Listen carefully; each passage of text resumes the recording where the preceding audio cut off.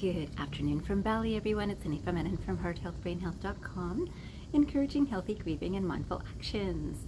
Today, I thought I would start this new series about the educational gaps in service industries.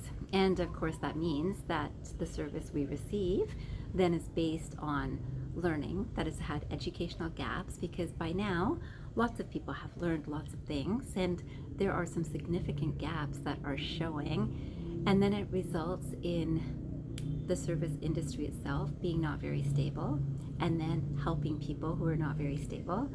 And this is what I'd like to start this series with in terms of educational gaps. I thought I'd start with this quotation by Sri Aurobindo, and it says, "What men call knowledge is the reasoned acceptance of false appearances. Wisdom looks beyond the veil and sees." What men call knowledge is the reasoned acceptance of false appearances. Wisdom looks beyond the veil and sees. And so we can see today, we can see that people can go through lots of education, and when we learn things that have been brought forward from the past, and then we look at them in the present, and then we combine our current understanding, and then we create our future. And this is knowledge. We're just always adding onto what we know or we think we know, and if something changes, then I add in that change today, and that changes how I understand it tomorrow. Wisdom is looking beyond this technical aspect of, okay, what are the dates that these things happened, and who did these things, when did they happen, and where, and all of those sorts of details. And it goes beyond that veil to see the depth, the essence of things. And in this aspect, we can see that lots of people can get degrees, or can get diplomas, or can get education certificates, any type of education. Yet wisdom sees that sometimes you can learn all of the same information. 100 people, 1,000 people can learn the same information. And how it's actually practiced is different. And we know this, so we don't have to have that written down, that everyone is going to practice a little bit differently because you'll process it differently.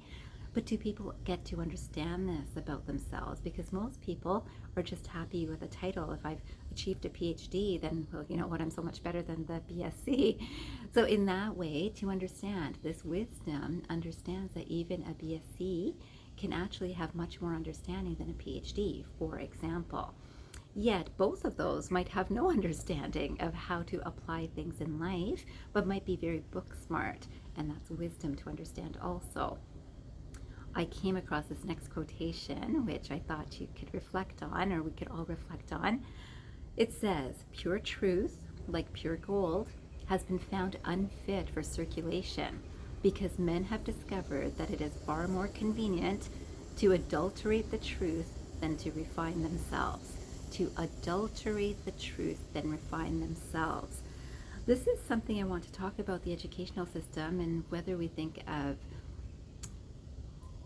grade school or we think of university. I think in this mind, it's very focused on university level, and it doesn't mean that someone has to have university experience to have university wisdom. And so if we see that to refine ourselves takes a bit of work that's a little bit different than what things look like on the surface. It's always this idea of going within. Now, not so many people are trained as to how to go within, and some people that are practicing, they might do something like meditation or self-reflection, and perhaps for 5 minutes, for 10 minutes, and most often more people are interested in judging others and how different others are from them. So then that brings up an ego effect of, I'm better than that person, or I'm less than that person. And who is giving the training in basic education? And I'll say university level, because minds are ready to incorporate these things into the practice or their profession that they're going to practice very soon.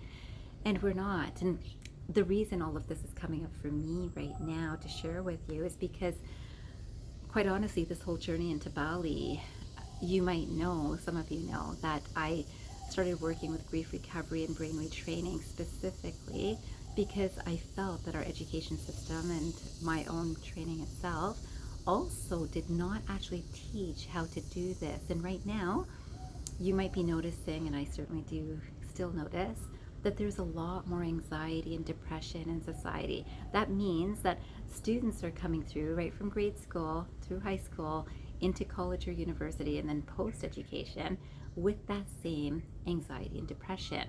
So what do we do? If we look at university programs, and this is what I'm seeing for so many universities, I mentioned this in my last video, that lots of schools, universities, and colleges are now adding on that, oh, there's this experience that you can have that's going to be a travel experience. Go to such and such place and you get to see that culture.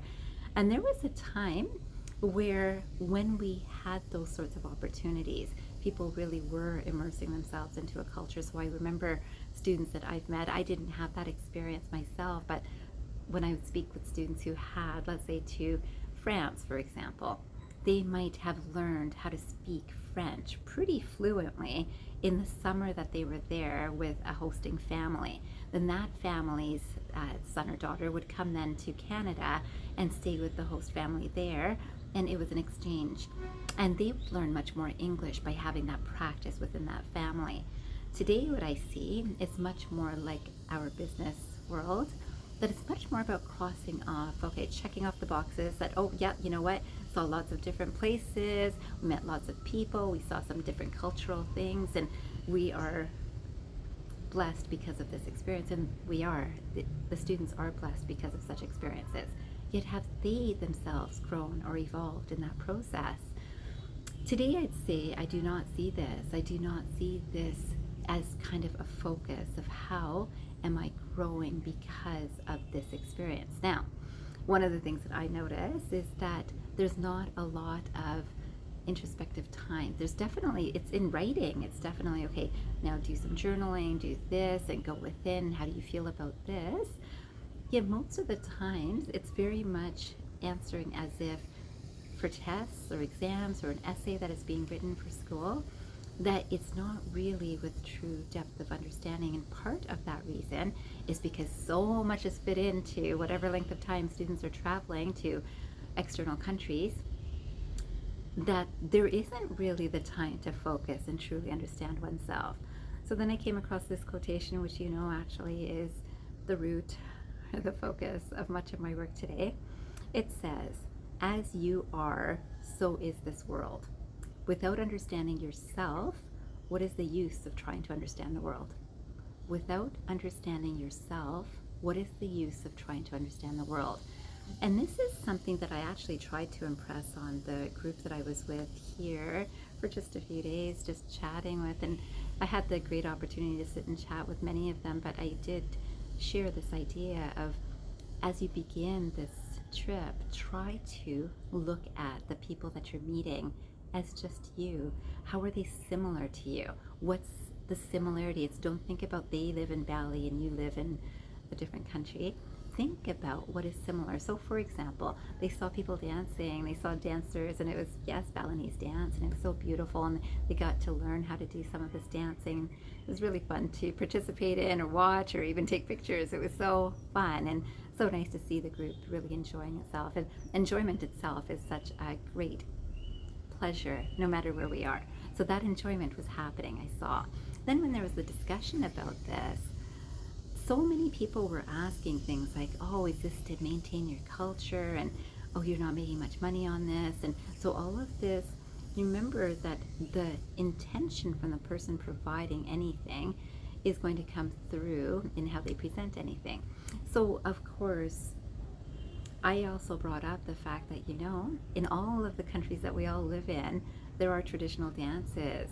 And there's different reasons that people actually pursue traditional dancing. Sometimes it is to preserve a cultural tradition. Sometimes it's just for fun. I'll say most times just for fun. Many times today, it's because parents don't have the time to be with their kids after their school time. So they're still in work. So here's something that my kid might enjoy. Let's put them into dance. And just like that happens in our countries, it happens here too. And if we can just face that truth and not avoid it and just be with what is, we can understand that we're all much more similar around the world than different. Now, the more we find differences in each other and with each other, and as soon as I even say you're male and I'm female, I have already made a difference between you and I can say some men do this, some women do this, this woman does this, and sometimes this is seen as masculine, this is seen as feminine. That understanding that we're all the same, we have all the same potentials. Yes, we might have different body parts, but recognizing that in essence we are the same brings together the collective. And I'm very fond of unity consciousness, and for us to think of the oneness, that's the underlying energy in essence that is flowing through all of us.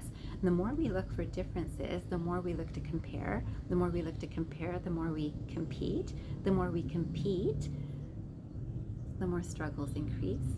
And this is where things like anxiety and depression do grow, because of that competition. And then we're still trying, most of us, to create a better world. I do know that all of the students that I've met, whether here or ones that were traveling through Thailand, it's this intention of something better than what the basic existence looks like. I'm really disillusioned with the school system. I'm tired of school. I don't want to do school anymore. I want to get into the real world, but I want to do something meaningful, is what I've heard a lot from a lot of students. And this is the next quotation that I came across to remind us about this, because a lot of adults are also still thinking the same thing. But it's not a future event. It's now. It's now that we can be better people. Better than I was yesterday, I can be right now. So right now, this quotation by the Dalai Lama says, "With realization of one's own potential and self-confidence in one's ability, one can build a better world." One can build a better world. Now, to build a better world, one has to think a little differently than we've always thought up till now. So if we're just adding education into, I knew this is where the country that I lived in, and I came to this country, and I know this is happening in that country, did I try to look at it as to, wow, what's similar? Because that's different than what people have been doing up till now. Today, I would encourage us to look at things in a different way, to see the similarity amongst all of us, and understand that essence is that pure space that can provide connection and collaboration and appreciation and trust amongst people. I finally wanted to finish with this quotation by Ralph Waldo Emerson, and it says, "Let the measure of time be spiritual, not mechanical." Let the measure of time be spiritual, not mechanical. So when we think about university or college, it's education of any sort, we think about, it took this long for me to get this, and I can write it on my resume, or I've spent this much time in this other country. It's mechanical. That's just a mechanical number. That's just this is the time I was there. And again, whether I slept the whole time, or whether I partied the whole time, or whether I actually went deep that whole time, no one will know. It's just, this is the time I was there. And when it's spiritual, you feel it. And students can feel this. And I would encourage that we all feel this, because we are all perpetual students. And if we do not actually practice this in our daily lives, to understand this connection amongst each other and our interconnectedness and the love, the compassion, and the harmony that really does exist, if we don't feed that energy, it does become less and less. And as we know, we've certainly gone much more mechanical and technical in terms of communication. Here I am doing this YouTube video. And yet, of course, we know a lot of our work we do on computers, a lot of phone calls, lots of cell phones here too. Lots of this technology and mechanical basis. And mechanical, I go to my job in the morning, I come back in the evening and go to sleep. I hardly have time to talk with anyone. I'm not really connecting with my family. This is happening everywhere. I want you to understand this. And again, this series is to talk about educational gaps. And those educational gaps are not only in our basic university, it's also in specialized courses. So whether it's in healthcare or hospitality, I'm looking forward to sharing this series with you. I hope you remember today and always, transform your mind and transform your life. Have a great day or night, everyone.